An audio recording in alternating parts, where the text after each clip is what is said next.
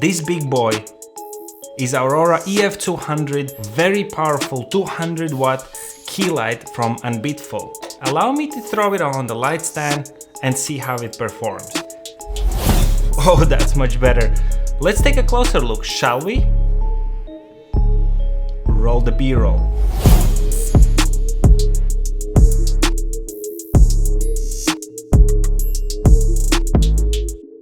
A funky looking light on the first sight, that seems a bit toyish and plasticky, but actually the build quality is very solid.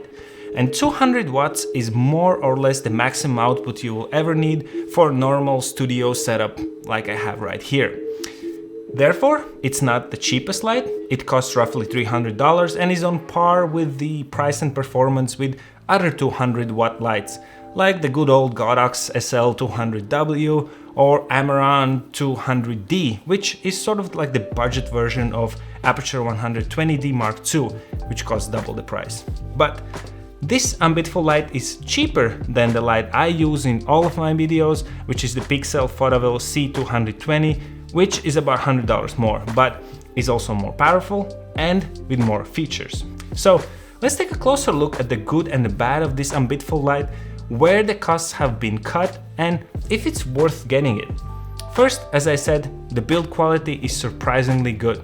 It's all metal except the knob for the U-bracket, as well as the back panel of the light. Nevertheless, the U-bracket fits on the light stand firmly, and when a screw is tightened, it has no problem holding the biggest and heaviest 120 centimeter softbox I have from the Pixel. Of course, it has a standard balance mount and is compatible with various accessories. The back panel being plastic is alright. The two rotary buttons are smooth and can also be pressed to change the settings. You can turn it on and off from here as well as activate or disable the fan. When it comes to features, I think the light is quite basic, to be honest. It's a daylight light, which means you cannot change the color temperature, which is okay, you know, for this kind of setup I don't think you need that. And there are lots of different special effects as with all of these lights, which might be useful for someone shooting product videos. And honestly, that's about it. The things I miss: it does not have a remote control compared to my Pixel light, but Ambitful does have an app which works actually surprisingly well and is really super responsive. That small RGB light in the back, that's also from Ambitful. I reviewed it some time ago, you can check it, and it has a different app and it's just a pain to connect it to the light. So this app for the new light is a major improvement. Still, personally, I believe, you know, remote control is the best that you could have. Besides that, if you want to disable the fan, it will automatically reduce the brightness of the light to 20%.